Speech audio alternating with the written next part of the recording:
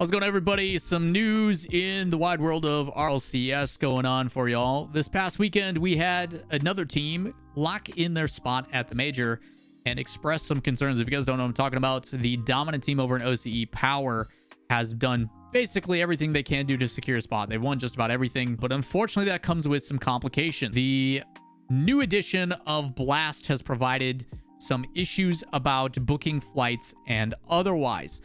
You guys need to take a step back.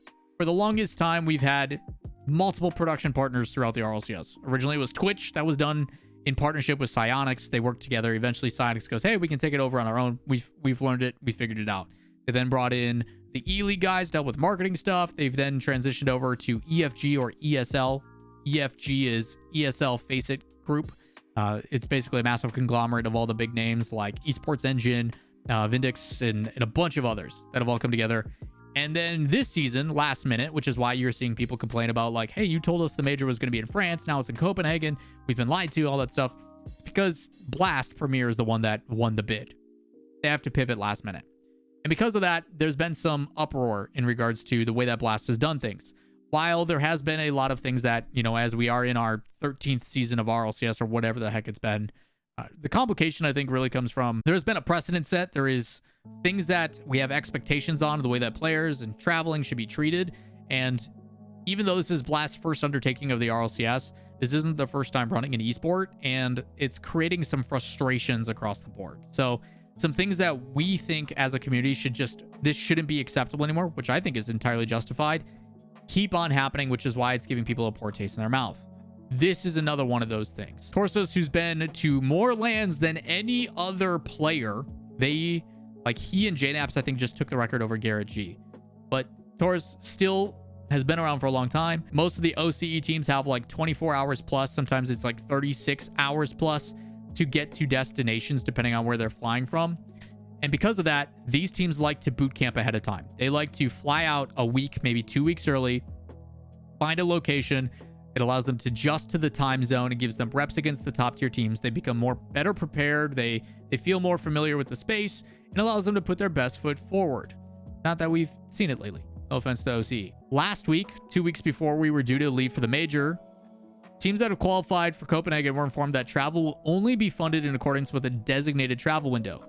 Basically meaning, hey, normally what happens is you guys leave on Sunday or Monday. You arrive that Monday. Media day is Tuesday. Wednesday is practice and scrims. And then Thursday, Friday, Saturday, Sunday, you compete. You are only allowed to be compensated for flights, travel, accommodation if you go within that specific window. When in the past, what I could do as someone who's been a part of this as a manager and otherwise, I could say, hey guys, we're boot camping. Our to flight is this day. Our return flight is this day. And they'll cover it because it doesn't matter when I get there or when I leave, as long as it's within their determined budget, we're good.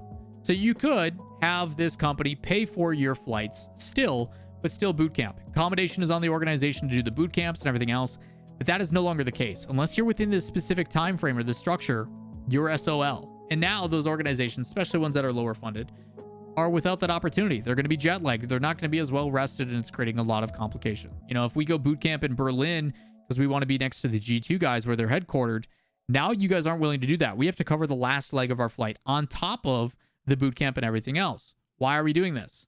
As it currently stands, the way that it's been discussed is that depending on your region, players will arrive the day before a media shoot, followed by competition days, providing a single day to recover, adjust, and set up to compete in the RLCS. While boot camps function as a way for players to overcome jet lag, adjust their sleep schedules, and prepare for international competition, there are also concerns around the sustainability for a minor region and low-budget teams that are being overlooked. That part of this complication also applies to what happens if there's delays.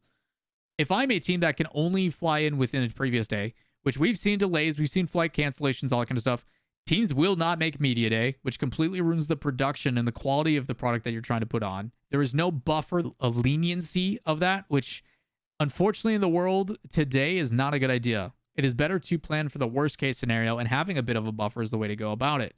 You know, you're going to see certain players like AJ that continue to lose their luggage and lose their stuff every step away. And now we need to buy time for transferring or, you know, shipping a jersey overnight.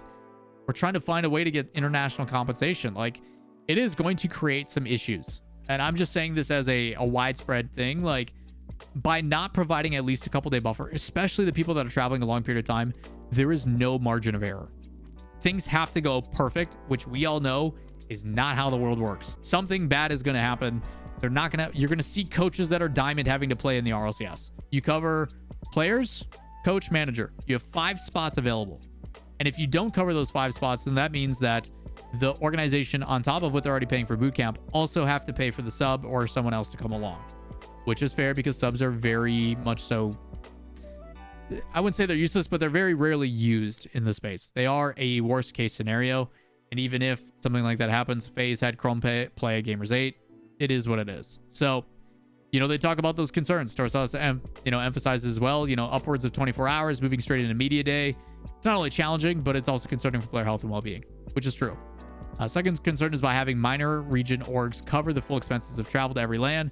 That would likely exacerbate the looming concern about orgs leaving the RLCS due to financial viability, which again places players in the same position as the first concern. Adjustments and accommodations from ESL, while sometimes challenging, were always open and solution-based to work through. I can say this for Worlds, they were willing to adjust my flight 3 separate times due to visa issues and everything else that we're doing, or dealing with passport complications. They were very accommodating. They were very understanding of the situation. They had someone specifically that was willing to make changes and accommodate for shuttles to and from, making sure that I was able to get covered, even if there was a cost increase in the flight itself.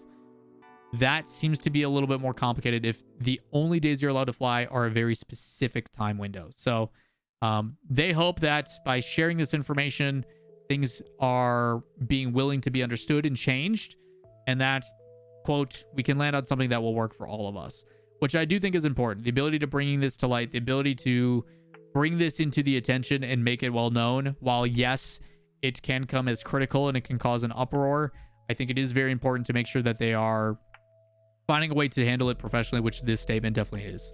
It is not emotional. It comes from a very good place. It seems very realistic in what they are expressing concern about as a team. Obviously, you can go privately behind the scenes, but I've heard communication has definitely fallen off as well. So some stressors there.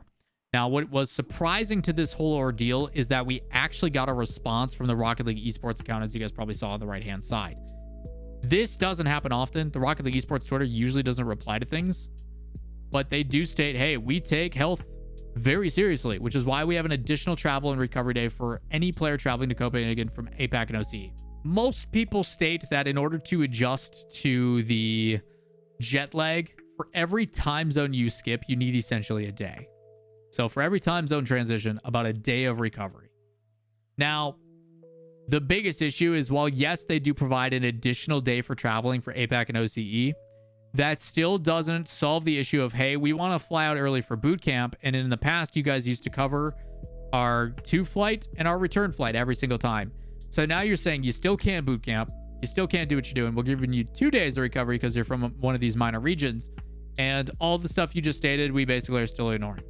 Now, they say they're going to clarify their policies on additional travel requests directly with all RLCS players shortly, and look out for more info soon.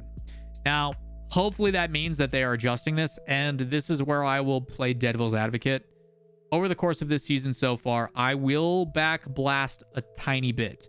There has been a lot of complications with team streams. There's been a lot of complications with rules, saying you have to use this stream for the entirety of this time. But what happens if the Danger Taco is no longer covering for OG and they're deciding to go on their own main channel? They have made small adjustments. They are willing to listen and learn and adjust.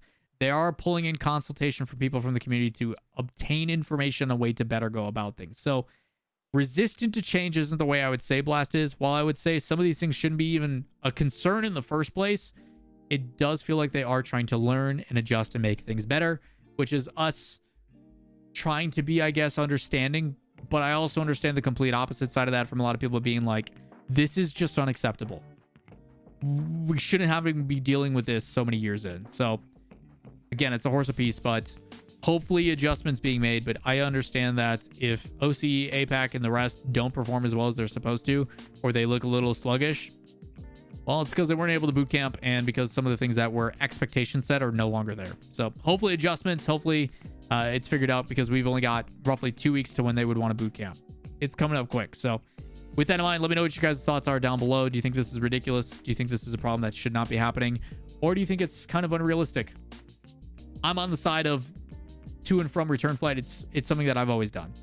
I mean, I used to, when I worked for RLCS and did casting, they would say, yep, you can book your return flight and your to flight whenever you want. Just know when you're not on our dime or you're not on your work schedule, you're paying out of pocket. So that's what I would do. I would fly to Amsterdam and then say, hey, I want my return flight a week later so I can go and explore and see the sights and do what I can. But you guys are covering my flight back, which is the biggest problem. So again, a couple complications in that regard. Hopefully it ends up wrapping up. But as always, if you guys enjoy the content, like, subscribe, notifications, and I'll see you in the next one. Peace.